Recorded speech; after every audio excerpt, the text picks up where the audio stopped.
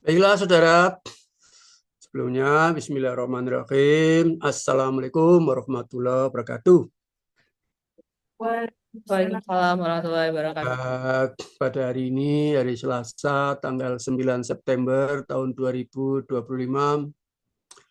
pukul dimulai pukul 9.20, ya, pertemuan yang keempat mata kuliah filsafat ilmu dari Prodi S2 Pendidikan Matematika MIPA UNY, ya.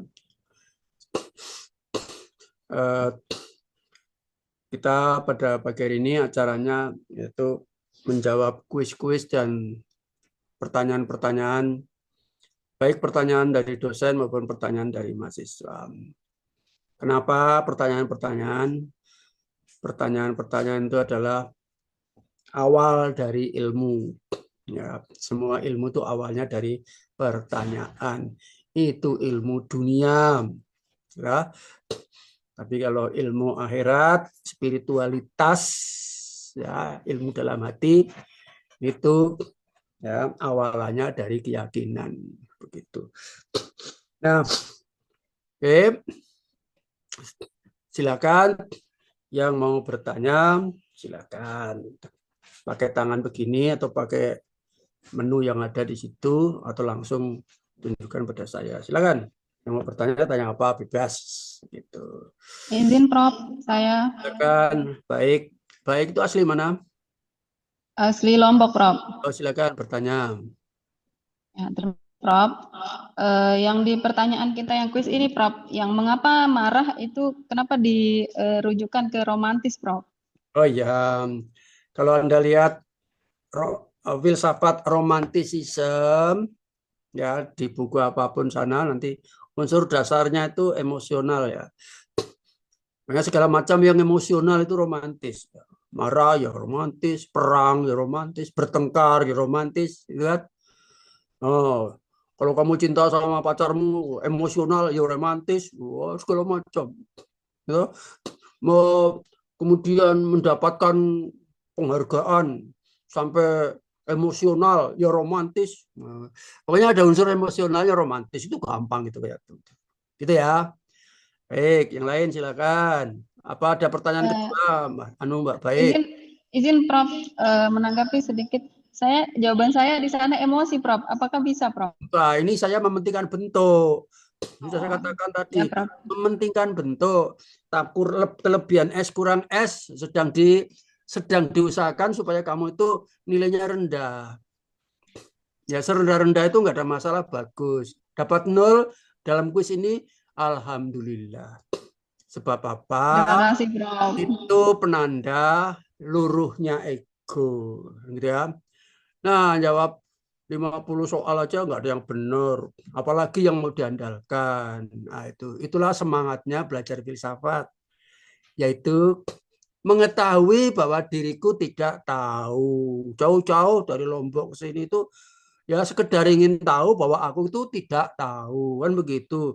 Nah, kalau sudah seperti itu, wah bagus filsafatnya nanti. Kan begitu. Daripada sudah merasa ngerti, ngapain belajar filsafat. Itu ya. Baik, yang lain, silakan. Prof izin bertanya. Apa? Di Amalia. Amalia Rahma ini asli mana? dari Semarang, Prof. Dari mana? Semarang. Oh, tapi Singapura dengar saya. Semarang, silakan. Yang mau bertanya Prof di kuisnya Prof itu, Prof menjawab mengapa dalam itu intensi, sedangkan intensi sendiri itu kan maksud atau tujuan. Itu maksudnya bagaimana ya Prof? Nomor berapa? Nomor Suaranya 19. kok bergema. Nomor berapa? 19, Prof. 19. Mengapa dalam itu intensi? Jadi metode mempelajari filsafat itu ada dua, yaitu dalam sedalam-dalamnya, didalamkan sedalam-dalamnya itu namanya intensif. Diluaskan seluas-luasnya namanya ekstensif. Dalam mengandung maksud tinggi, luas mengandung maksud sempit, atau fokus gitu. Ya. Tapi tidak semua perkara bisa didalam-dalamkan. Dan tidak semua perkara bisa diluas-luaskan. Manusia hanya berusaha sesuai konteks, ruang, dan waktunya. Ya, kita nggak usah mendalam-dalamkan urusan tetangga. Tidak semua perkara urusan tetangga bisa didalamkan atau diluaskan. Ya, tidak semua orang berkenan, gitu kan? Gitu. Pertanyaan yang lain apa, Amalia? Belum ada, Prof. Oh, silakan yang lain. Izin Prof bertanya. Namanya Paradiba. Iya, Prof. Paradiba itu asli mana? Ika, bagaimana, Prof? Aslinya mana? Aslinya dari Sorong, Prof. Oh, Sorong ya, silakan. Iya, Prof. Pertanyaan saya, Prof, untuk nomor 41, mengapa tidak ada? Prof menjawab dengan nihil. Jawaban saya itu kan ketidakadaan. Apakah perbedaan antara nihil dan ketiadaan itu, Prof, secara filsafat? Terima kasih, Prof. Tidak ada itu dengan, jadi dalam filsafat itu, dalam ontologi itu hanya dua macam yang dibedakan, yaitu yang ada dan yang mungkin ada. Ya, yang ada dan yang mungkin ada. Nah, kalau tidak ada itu mitos. Ya, tidak ada itu mitos. Saya jawab apa di sini? Ya, Nihil, Prof. tidak ada itu apa? Nomor berapa tadi? Nomor 41, Prof. 41. Tidak ada itu nihil. Ya. Iya. Tapi saya bisa juga jawab yang lain, tidak ada itu mitos. Sebab sebetulnya tidak ada dengan nihil sebetulnya beda juga. Cuma kalau saya jawab nihil, saya harus bisa menjelaskan kenapa jawabannya nihil. Gitu loh. Nah, kalau saya katakan jawabannya mitos, kenapa tidak ada itu mitos? Anda sedang memikirkan tidak ada enggak? Di sini tadi Anda sedang berpikir tentang tidak ada enggak? Iya. Itu artinya tidak ada itu ada. Iya, benar. Karena kamu pikirkan. Betul? Nah, kalau tidak ada dianggap tidak ada, itu namanya mitos. Nyatanya kamu memikirkan kok, kamu sudah memikirkan ketidakadaan. Gitu? Berarti tidak ada itu ada. Sebab apa? Kamu sedang pikirkan gitu. Nah, kalau jawabannya tidak ada itu nihil, sebetulnya dalam filsafat ada bedanya. Nihil itu ada kaitannya dengan filsafat nihilisme, terbebas dari motif. Gitu.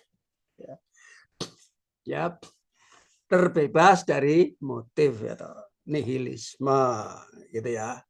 Oke, nah, maka jawaban kuis itu bisa banyak. Ya, kalau cuma satu salah, cuma dua kurang, 1000 aja kurang, apalagi dua. Kenapa? Setiap yang saya tanyakan itu mewakili dunianya.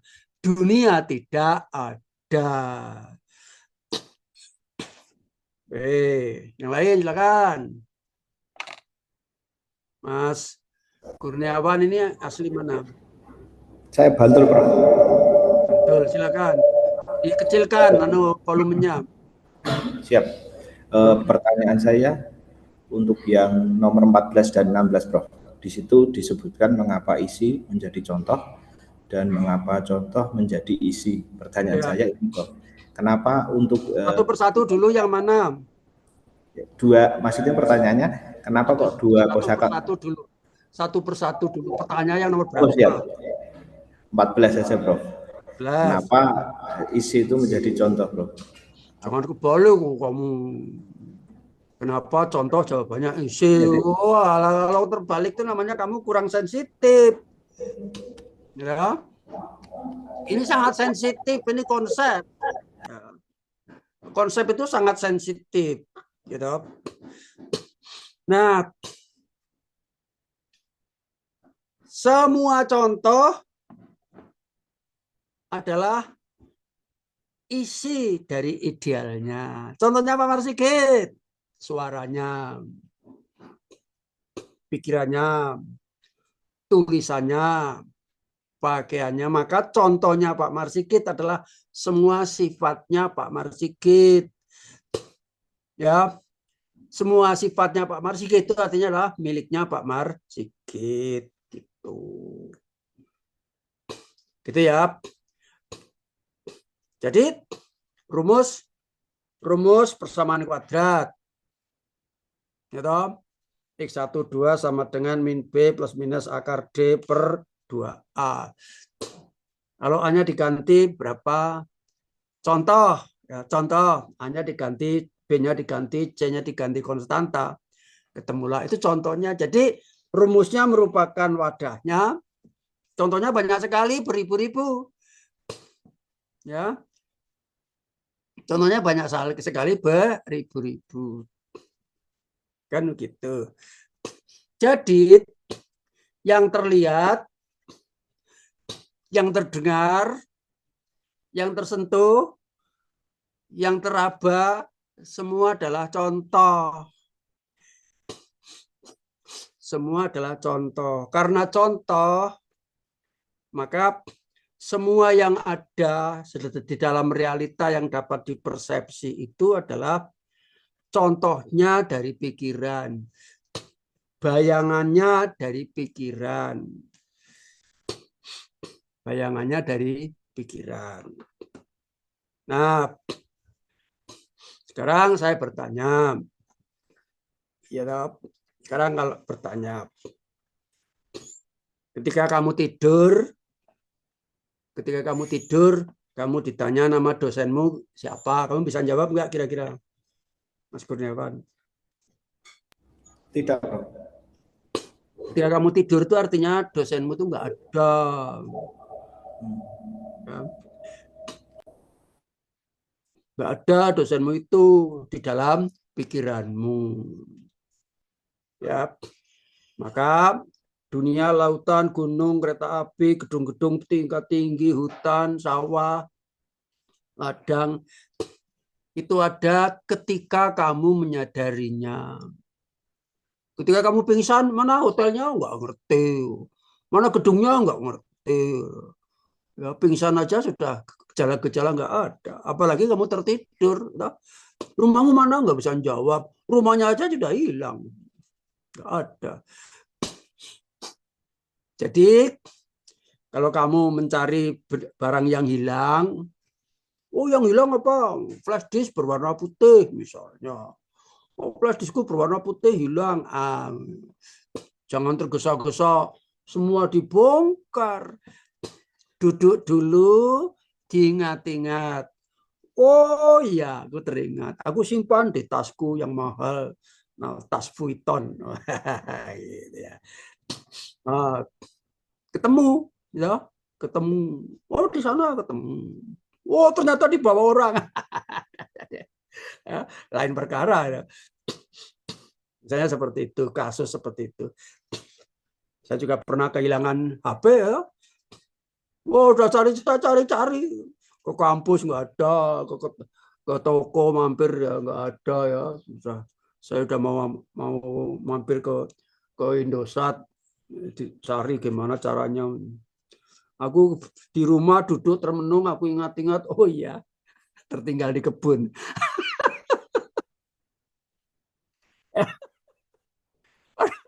Padahal selama 2 jam itu muter-muter ya, waduh, lemes saya HP hilang ya.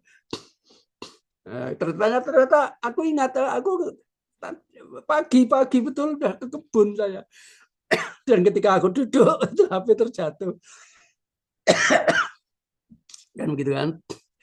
Nah, ya. Jadi ternyata yang menemukan tuh pikiranku. Nah, gitu loh. Jadi HP itu tuh ya bayangan daripada pikiranku. Nah, kalau aku tertidur, ditanya namanya HP-nya apa? Ya, diam saja. Nggak ada. Kan begitu. Kamu tadi tanya nomor berapa? Nomor 14, Bro. 14. 14. Nah, kenapa contoh itu? Isi. Isi. Ya, contoh itu adalah isinya dari apa? Isinya dari bentuk. Contoh itu adalah isinya dari bentuk. Pak Sigit yang kamu lihat sekarang pakai baju batik itu isinya dari yang namanya Marsigit dan begitu. Kan gitu kan? Kalau Marsigit dianggap sebagai bentuknya. Kan gitu. Nah, terus sekarang nomor 16 ya. Nomor berapa? Iya, Pak. Nomor 16, Pak. 16. Mengapa isi itu Isi contoh? contoh. Ya. Mengapa isi contoh? Iyalah. Semua isi adalah contoh dari bentuknya. Ya. Mengapa isi itu contoh? Ya, sebab semua isi adalah contoh daripada bentuknya. Jadi ini botol, saya punya botol. Ini apa minyak gosok, ya. Minyak gosok. Yang saya pegang ini contoh dari dunia minyak gosok. Minyak gosok itu macam-macam banyak. Tapi yang saya pegang ini contohnya. Maka sebetulnya dia adalah contoh tanpa isi dan dia adalah contoh tanpa bentuk dan dia adalah bentuk tanpa contoh. Kan begitu ya. Dan sebenar-benar contoh itu isi kan begitu. Jadi yang kita lihat itu semua adalah contoh. Dan itu isi dari bentuknya yang ada di dalam pikiran. Jadi, yang ada di dalam pikiran kita itu adalah bentuknya. Kan begitu kan? Yang ada dalam pikiran kita. Maka kita berkomunikasi lewat bentuk. Ya, saya sedang berkomunikasi dengan Mas Kurniawan. Gitu, di komputer saya. Padahal Mas Kurniawan sebetul-betulnya isi dari Mas Kurniawan itu tidak ada di depan saya. Dan begitu. Silakan berikutnya. Kalau belum puas boleh berdebat. Yuk. Mas Saka. Mas Saka itu asli Di Jogja, Pak. asli Jogja. Jogjanya mana? Wirobrajan. Oh, Wirobrajan. Ya, silakan Mas Saka. Hanya nomor 45. Mengapa sakit ya parah? Oh iya. Sakitnya pikiran itu paralogos. Sakitnya kenormalan itu paranormal. Ya. Sakitnya saraf itu namanya paralyze, lumpuh. Ya. Paralyze. Ya. Nah gitu kan. Nah, maka ya maaf, jadi olahraga yang parah-parah itu kan olahraga yang mungkin dari berkebutuhan khusus atau mempunyai kekurangan gitu ya. Nah, gitu ya. Nah, kalau sakitnya ucapan keselio lidah. Ya. Kalau sakitnya darah, komplikasi. Kalau sakitnya lutut, kesleo. Kalau sakitnya cuaca, anomali. Sudah ada istilah sendiri-sendiri. Ya. Kalau sakitnya pikiran, gila. Ya. Gitu kan? Apalagi kalau sakitnya ekonomi, krisis. Gitu kan? Oke. Ada lagi Mas Aka yang mau ditanyakan? Sudah Pak, sudah.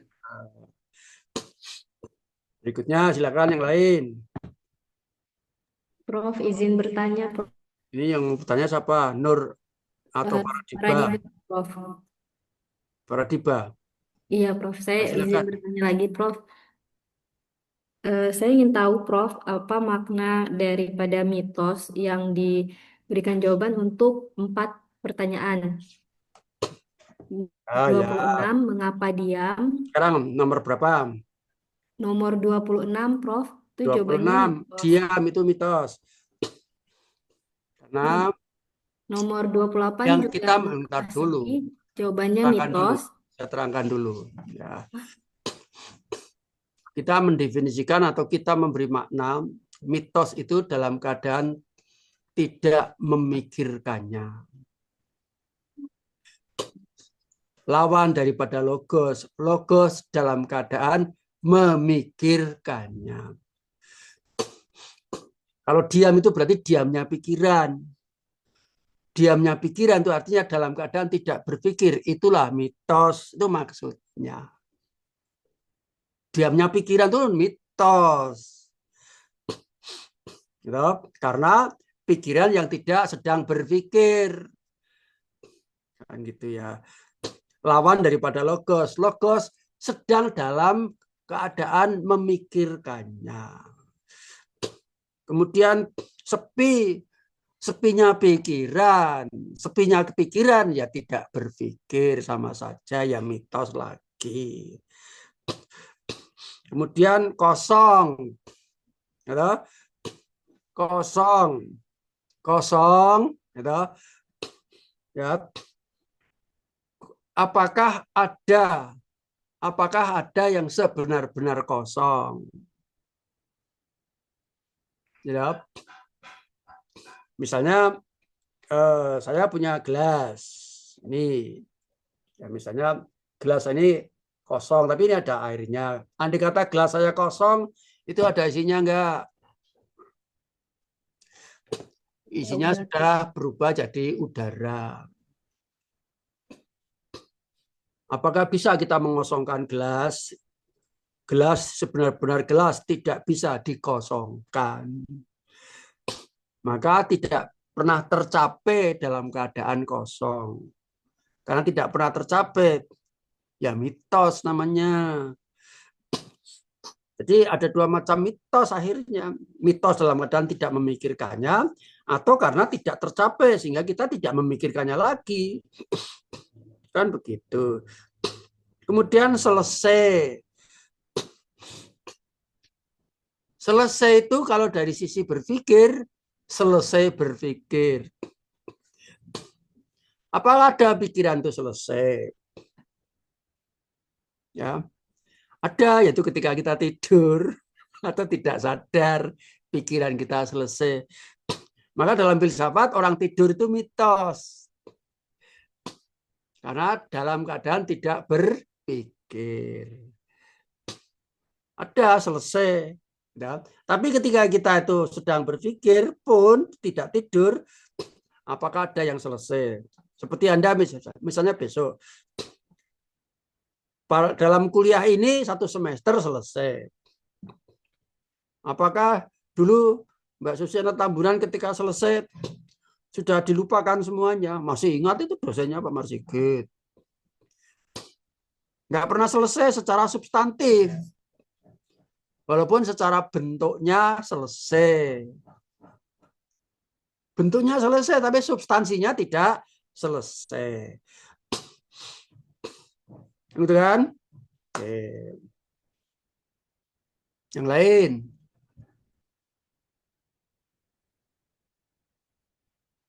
Yang belum, terutama, silakan. Izin bertanya, Prof. Paham. Mana. Oh, Puput. Yang Puput itu asli mana? asli Mataram, Prof. Silakan, Mbak Puput. Oke. Izin bertanya, Prof. Yang nomor 10 itu mengapa mulai dikaitkan dengan janji. Itu Mengapa maksudnya bagaimana ya, Prof? nomor 10 mengapa mulai itu janji?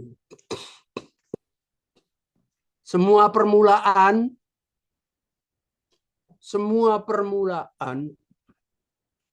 itu adalah janji. Ya. Atau kesepakatan, atau dasar, atau landasan, atau fundamen. Maka semua apa tadi? Nomor 10, semua permulaan semua itu adalah dasar atau fondamen. Filsafatnya jadi fondasionalisme. Beda dengan fundamentalisme, itu beda. Fondasionalisme itu filsafat berfondasi. Tapi kalau fundamentalis itu politik, memperjuangkan dasar menurut versinya. Kalau perlu mengganti dasar yang lain, karena perjuangannya adalah mengganti dasar. Misalnya mengganti dasar negara. Itu berarti kaum fundamentalis. Kalau ilmu bukan fundamentalis, tapi fondasionalisme atau fondasionalisme. Itu separuh ilmu. Separuh ilmu ialah ilmu yang berfondasi. Ilmu yang pakai permulaan, ilmu yang pakai kesepakatan sebagai permulaan, misalnya matematika murni. Permulaannya itu adalah definisi atau asumsi, gitu, atau unsur-unsur yang tidak terdefinisikan. Maka matematika murni itu adalah termasuk jenis ilmu yang berfondasionalisme. Semua orang berkeluarga itu landasannya adalah pernikahan. Maka pernikahan itu sebagai dasar dari keluarga. Maka orang berkeluarga itu filsafatnya dikatakan juga fondasionalisme. Kan begitu. Kuliah juga berlandaskan. Kalau kuliah landasannya adalah registrasi. Registrasi itu janji. Gitu. Itu dasar. Maka kegiatan perkuliahan juga fondasionalisme. Negara juga pakai landasan Pancasila dan Undang-Undang Dasar 45. Maka Indonesia itu, negara Indonesia adalah alirannya fondasionalisme. Loh Pak, kalau gitu aja dibicarakan, jelas toh Pak? Oh enggak. Masalahnya fondasionalisme itu baru separuh. Separuh yang lain ada ilmu yang namanya anti-fondasionalisme.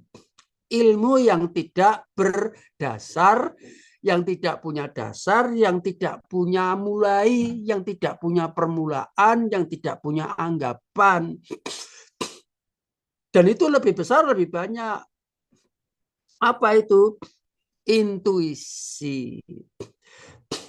Intuisi itu berdasarkan pengalaman. Dia tidak punya landasan, tapi landasannya adalah pengalaman. Loh, aneh toh? Itulah filsafat. Intuisi tidak punya landasan, tapi landasannya adalah pengalaman. Karena tidak punya landasan, intuisi, maka tidak punya permulaan. Kamu antara cinta, kan sudah saya terangkan. Cinta dan sayang, antara mengerti cinta dan memiliki cinta itu beda. Kalau memiliki cinta itu punya landasan. Pandang pertama langsung cinta, jatuh turun ke hati. Kan begitu. Itu landasannya. Wah, aku cinta sama dia. Apa landasannya? Cuma pandang pertama, terus turun ke hati. Oh, itu landasannya. Itu memiliki cinta. Tapi kalau mengerti cinta, sejak kapan kamu mengerti cinta? Mengerti cinta belum tentu memiliki cinta. Gitu? Nah, itulah ilmu yang tidak pakai landasan. Maka ada yang mengembangkan pembelajaran matematika, pendidikan matematika menggunakan matematika intuisi. Dia tidak menggunakan rumus-rumus, tapi berangkat dari pengalaman siswa. Udah, siswa punya pengalaman apa, udah dari situ aja dikembangkan. Terus dibimbing, terus interaksi sampai dia berkembang memperoleh matematika. Perkara kemudian dia menemukan rumus itu masalah beda. Tapi rumus yang dia temukan bukan sebagai awal. Ya, gitu loh. Itu ya. Siapa lagi yang bertanya? Yang belum? Prasasti silakan. Prasasti itu asli mana? Dari Banjarmasin, Pak. Banjarmasin silakan, Prasasti. Nomor 30, mengapa haus? Di situ jawabannya realita. Nah, itu kenapa jadi realita, Pak? Yang haus yang dimaksud di situ apa? Ya, filsafat itu adalah psikologi wacana. Psikologi adalah filsafat terapan. Enak ya. Ya. Psikologi itu filsafat terapan, sedangkan filsafat itulah psikologi wacana. Ya. Haus realita toh. Bagaimana kita memikirkannya tentang haus? Nah, itu sifat. Ya, sifat. Ya. Kok bisa kita ngerti tentang haus? Nah, tergantung apakah dia diucapkan, apakah dia ditulis, apakah dia dilihat, apakah dialami sendiri. Kan seperti itu. Ya. Nah, maka haus itu sebagai suatu realita, dia bersifat relatif. Semua realita itu relatif. Gitu. Katanya haus, gitu. Kok dikasih minum ya diminum-minum.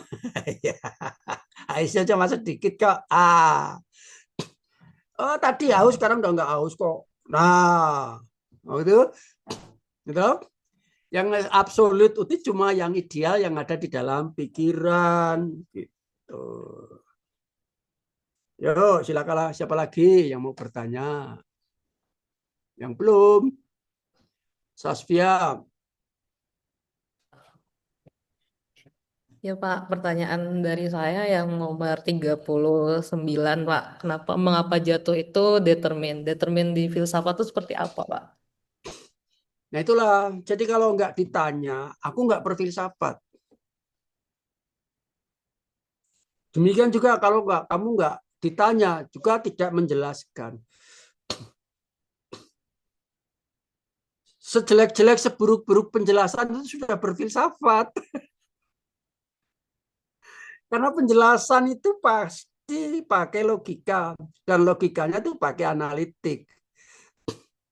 Kita tidak berbicara mengenai betul dan salahnya penjelasan.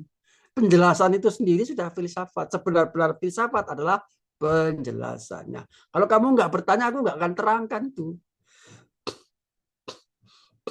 Jatuh itu determin kalau Anda lihat di Google, kamu malah bingung. Itu bedanya kuliah dengan kamu belajar sendiri filsafat. Ada untungnya, ada ruginya. Tapi saling mengisi. Silakan nanti dicari determinisme di dalam Google itu artinya apa. Tapi kalau dari Pak Marsigit gampang. Determin itu adalah suatu sifat, fenomena suatu sifat jatuh menimpa sifat yang lain. Misalnya, ini saya punya minyak gosok, ya. Nah, terus saya tutupi pakai tisu, oke, ya. Nah, ya. Minyak gosok saya bungkus pakai tisu. Tisunya itu sudah bersifat determin karena menutupi sifat botol minyak gosok tadi. Minyak gosok tadi botolnya warnanya hitam, tisunya warna putih. Jadi warna hitamnya dari sifat minyak gosok tertutupi oleh sifat tisu yang warnanya putih. Jadi tisu tadi bersifat determin, filsafatnya namanya determinisme. Itu menimpa semua ciptaan Tuhan, hubungan ciptaan Tuhan satu dengan ciptaan yang lain adalah hubungan determin. Maka filsafatnya determinisme. Dalam arti yang dalam sedalam-dalamnya, luas seluas-luasnya. Ketika kamu sekarang mendengar suara saya, dan sehingga kamu tidak bisa mendengarkan suara yang lain, suara saya menutupi suara yang lain, suaranya Pak Marsikit bersifat determin. Ketika layar aku matikan, maka aku bersifat determin. Semua wajahmu ketutup, jadi warnanya hitam semua. Determin. Nah, kacamata ini bersifat determin menutupi mata saya. Tapi determin yang tidak sempurna. Karena mata saya masih bisa terlihat. Tapi kalau saya pakai ganti kacamata, gitu. Nah, ini determinismenya lebih tinggi dari kacamata yang tadi. Ini sangat determin ini, karena saya bisa melindungi kacamata saya dari sinar. Setelah saya lepas lagi, nah, kelihatan. Determin menutupi sifat lain secara langsung atau tidak langsung. Ya.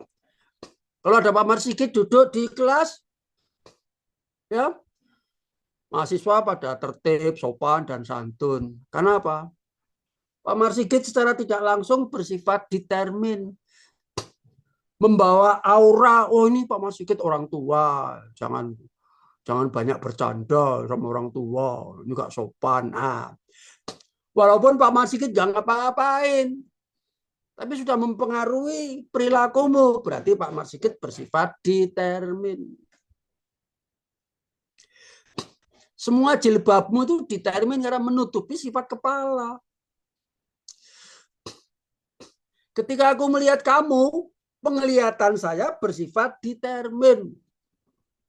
Nyatanya kamu juga tidak bebas kok. Setelah saya lihat, sekarang silakan kalau mau bebas, enggak berani. Itu artinya apa? Penglihatannya Pak Marsikit itu determin. Sebenar-benar determin. Determin absolut. Itu hanya kuasa Tuhan. Manusia hanya berusaha determin. Maka yang muda determin kepada yang tua determin kepada yang muda. Yang kaya determin kepada yang miskin. Yang cepat determin kepada yang lambat, yang berat determin kepada yang ringan, yang jauh determin kepada yang dekat, gitu. Yang cerdas determin kepada yang kurang cerdas. Lu jangan dikira yang muda aja bisa determin, mentang-mentang muda, mengajak orang tua berjalan ngebut, ya orang tuanya tertatih-tatih, megap-megap napasnya. Gara-gara mentang-mentang orang muda dia bersikap determin. kepada yang lebih tua, bisa saja seperti itu. Wah, aku juga pernah kok, ya. Aku bukan dunianya ya, pernah salah ngambil make up-nya istri saya. Wah, saya pakai untuk melumasi tangan supaya lembab. Ternyata dasaran muka. Tangan saya putih semua. Determin itu make up-nya istri saya. Ini semua make up putri itu semuanya determin menutupi mukamu itu. Gitu. Gitu. Jangan dikira benda-benda, tumbuhan, binatang semua juga determin. Gitu. Nah, sinar matahari itu determin kepada tumbuh-tumbuhan, sehingga tumbuh-tumbuhan itu jadi bisa berfotosintesis, menghasilkan buah. Kan begitu, ya. Maka filsafatnya itu determinisme. Sebenar-benar filsafat itu menyadarinya, di mana orang umum, orang biasa itu nggak akan menyadarinya. Kayak gitu kok dipikir nggak penting, ya memang seorang yang belajar filsafat berani memikirkan hal-hal yang tidak penting. Kisah asmara, 2 ekor semut. Ada kisah asmara 2 ekor semut kok dibicarakan itu. Wah, kalau dalam filsafat bisa jadi 1 buku itu. Pentingnya di mana, gitu. Jadi orang belajar filsafat harus berani membicarakan hal-hal yang sepele, yang remeh-remeh. Sebab di balik yang sepele, yang remeh-remeh itu ketemu hakikatnya. Kan begitu. Kita sama jam berapa? 11, Pak. Ya. Yang belum bertanya siapa? Ayo. Aulia. Asli mana kamu? Ya Pak, izin bertanya. Kamu asli mana? Terus di mana? Lampung, Pak. Lampung, silakan tanya. Terkaitan antara logika dan intuisi dalam filsafat tuh kayak gimana ya Pak? Terima kasih. Kalau filsafatnya tinggi, sebenar-benar realita itu logis loh.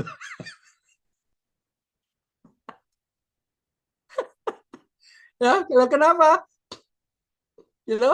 Pikirkanlah realita, pikirkanlah tindakanmu. Apa ada tindakan kalau tanpa dipikir? Ya, wah ada kecelakaan motor. Ya. Ya sekarang kamu tidur saja, tidur. Ada kecelakaan motor enggak? Enggak bisa jawab dia. Maka kecelakaan motor itu ya ada setelah kamu pikirkan. Maka semua fenomena, semua realita, semua kejadian, semua benda-benda itu adalah logis. Jangan dikira. Ya, ini karena filsafatnya sudah tinggi.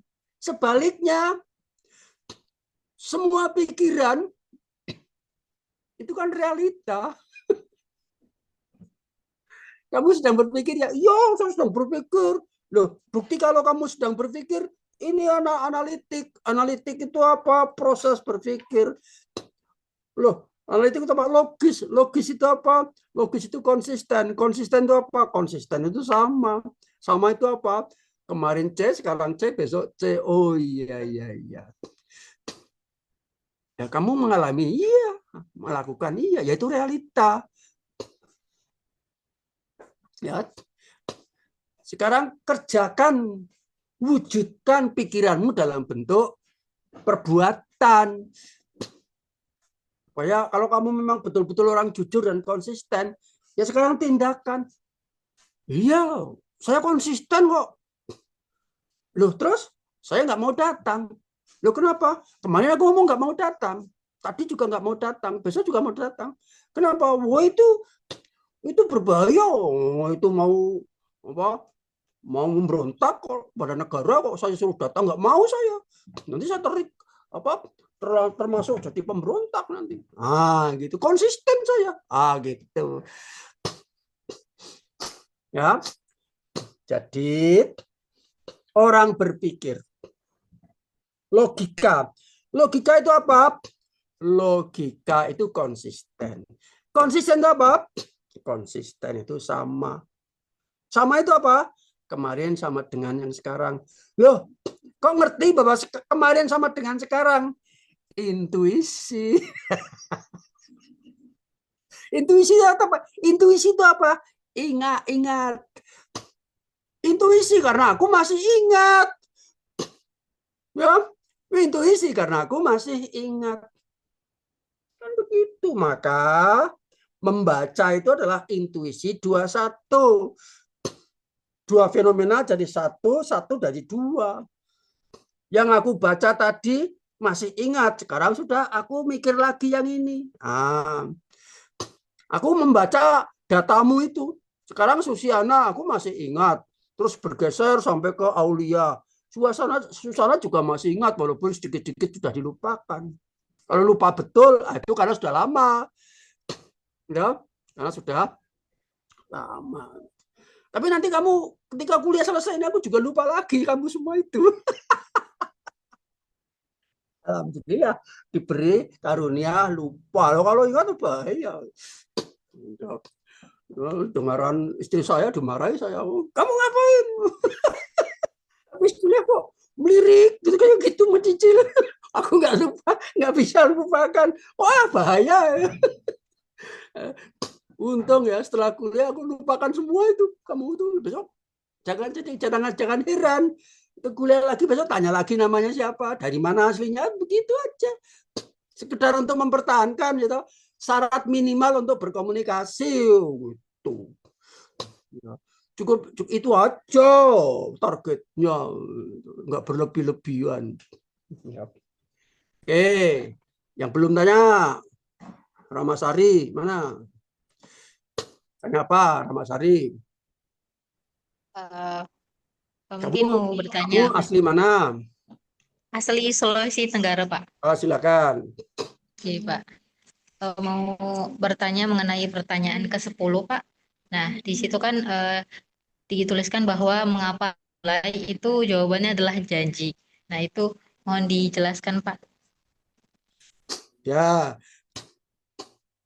semua permulaan itu janji. Ya, semua permulaan itu kesepakatan, itu janji, diucapkan maupun tidak. Bikin matematika, permulaannya adalah definisi, maka definisi itu janji. Berkeluarga, itu permulaannya adalah menikah, maka menikah itu janji. Membangun rumah itu pertama kali bikin pondasi, ya. Pondasi itu janji, kan begitu. Baik, berikutnya Anissa. Kamu asli mana? Asli Palembang, Prof. Apa? Palembang. Oh, Palembang. Silakan. Izin untuk nomor 38, Prof. Itu kan pertanyaannya kan mengapa keluar? Itu dikaitkan dengan sintesis. Sintesis. Itu maksudnya bagaimana ya, Prof? Oh iya.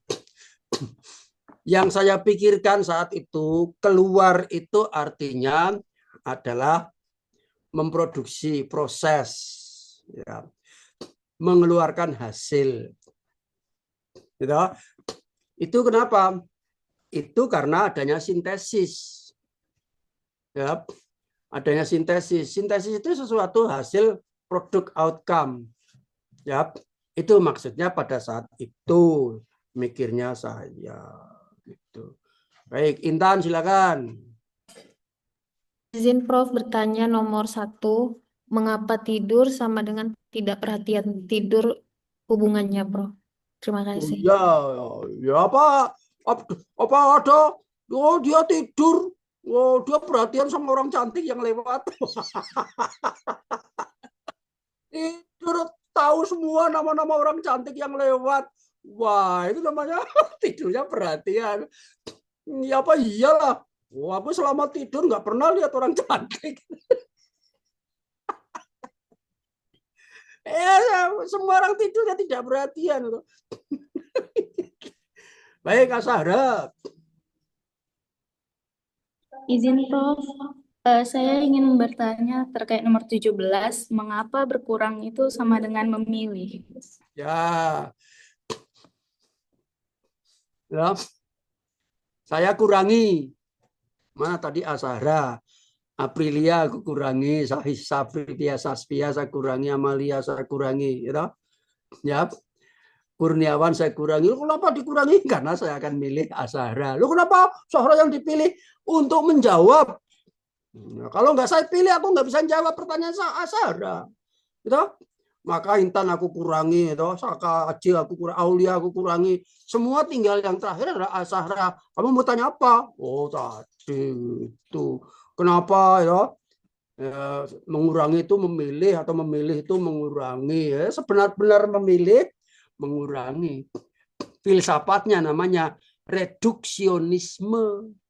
Dalam bahasa Inggrisnya ya reduksionisme. Itu.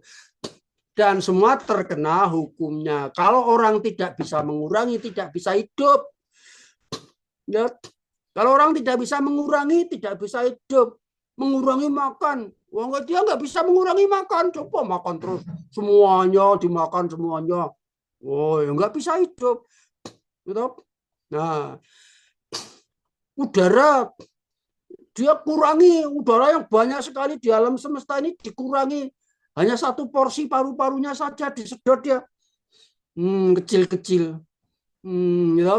Nah, itu. Sehingga dia bisa hidup. Penglihatan juga dikurangi. Gitu. Wah, kalau saya lihat semuanya dengan waktu yang sama, dengan intensitas yang sama, aku nggak bisa jawab pertanyaanmu. Gitu. Maka supaya bisa hidup dikurangi, supaya kamu bisa dapat jodoh, kurangilah. Yang cewek mendapat jodoh, yang cowok dikurangi seluruh dunia sehingga tinggal tersisa satu. Maka terpilihlah. Mengurangi itu adalah memilih, memilih adalah mengurangi.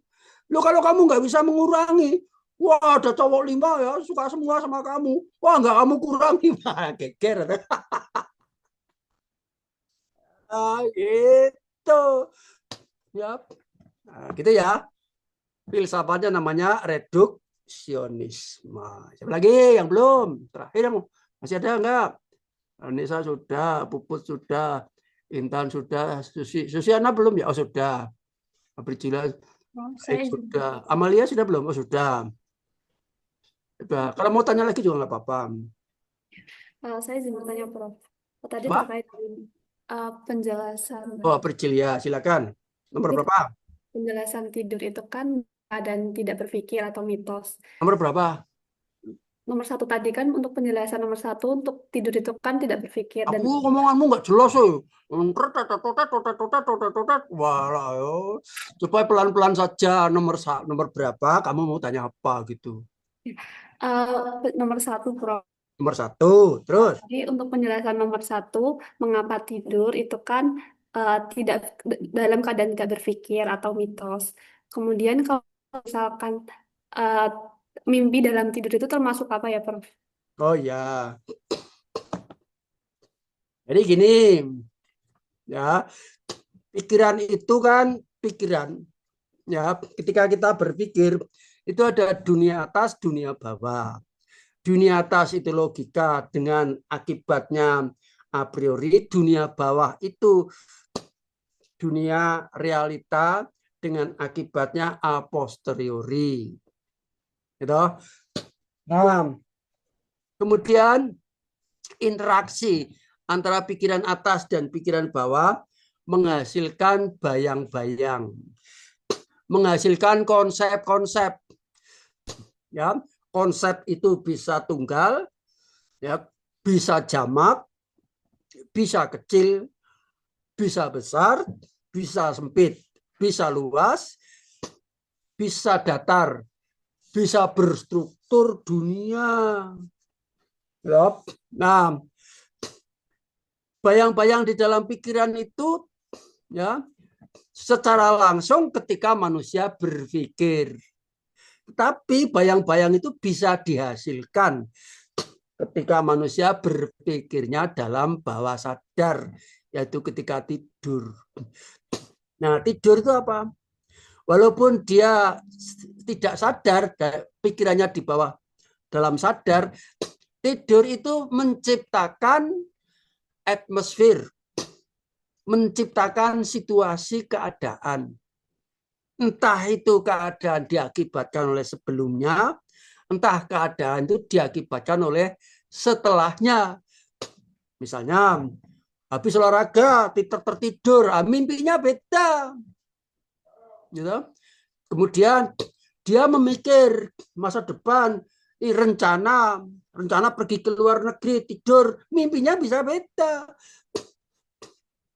Kan begitu. Oleh karena itu, karena nuansa di bawah sadar itu ternyata bisa diprogramkan. Orang Jepang itu bisa bikin.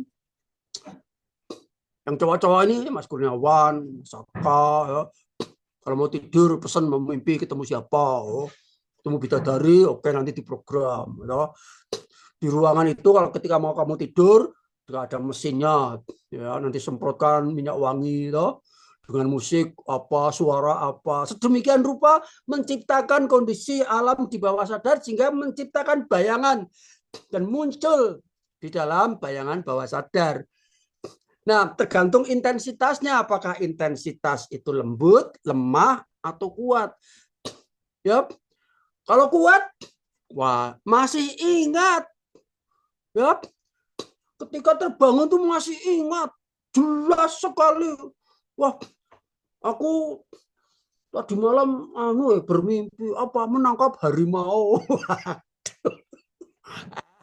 Istri saya kalau salah lapori itu nggak percaya. Wah, bapak terlalu banyak tidur. Kemarin habis lihat flora dan fauna di televisi, muncul harimau, mimpinya ya mesti harimau. Oh iya. Hari gitu ya. Nah, gitu. Jadi itu tidak ada jaminan munculnya seperti apa, sangat tergantung, banyak sekali variabel, ya tidak dapat dipastikan. Nah, itulah bedanya, ya bedanya mimpi dan realita. Kalau realita itu dapat dipastikan, kalau mimpi tidak bisa dipastikan. Itulah sebabnya René Descartes mencari kepastian karena dia bingung membedakan aku ini sedang mimpi atau sedang realita. Nah, maka akan mencari kepastian. Kepastiannya apa? Ternyata bisa dipastikan bahwa aku bisa mempertanyakan. Gitu? Ada kepastian. Nah, ketika ada kepastian, oh berarti aku tidak mimpi. Karena aku bertanya, oh berarti itu ada. Karena aku bertanya, maka cogito ergo sum.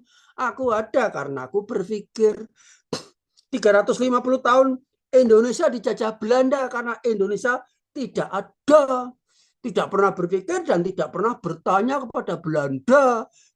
Ya saja, ya saja, ya saja. Begitu kan? Nah, sekarang sudah banyak muncul demo. Demo itu artinya mereka tuh ada bertanya ya.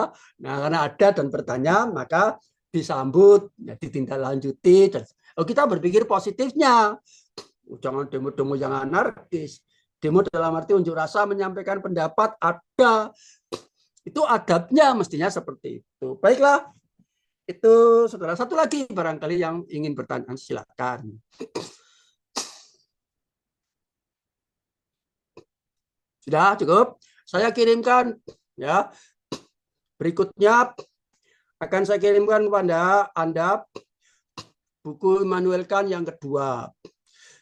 Jadi Immanuel Kant bikin 3 buku. 3 buku. Buku yang pertama, Critique of Pure Reason. Artinya apa? Critique of Pure Reason itu artinya hakikat berpikir. Mencari orang jujur. Nah, gitu. Itu bukunya di situ. Sudah ada peta konsepnya. Yang kedua, bagaimana menemukannya, bagaimana menemukannya itu. Misalnya di buku 1, di Critique Pure Reason itu disebutkan pikiran itu bersifat, logika itu bersifat analitik.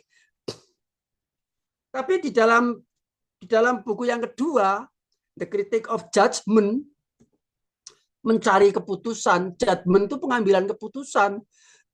Bagaimana bisa mengambil keputusan bahwa ini dia orang jujur, bahwa dia tuh logis. Ternyata logis itu adalah menyamakan dua bentuk. Substansinya nggak akan ketemu. Menyamakan dua bentuk. Tapi bentuknya apa? Di dalam pikiran. Yaitu apa? A sama dengan A. Itu logis. Itulah kerjanya analitik. Sehingga sampai kepada kesimpulan. Itu critique of judgment. Yang terakhir, buku yang ketiga, critique of practical reason. Manfaatnya apa? Sampai ke pendidikan. Luar biasa. Buku satu aja kamu nggak paham, apalagi buku dua. Cek saja nanti. Cek ombak. Ombaknya ya kamu, pikiran kamu, aku yang cek ombak nanti. Gak apa-apa ya, tapi dicoba saja. Coba saja. Saya akan kirimkan. Ya. Buku saya Critique of Judgment. Critique of Judgment 920. Ini dia. Oke, ini menjadi tugas 4 ya. Menjadi tugas 4. Critique of Judgment. Critique of Judgment menjadi tugas 4. Oke. Ya. Critique of Judgment menjadi tugas 4.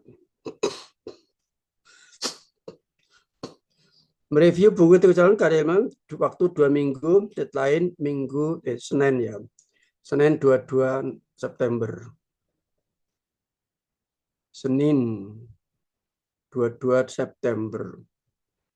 Senin 22 September. Oke. Good. Silakan. Ya. Kamu bandingkan dengan buku analisis sulit mana. Wah, ini cuma tulisan loh. Nggak ada rumus-rumusnya ya.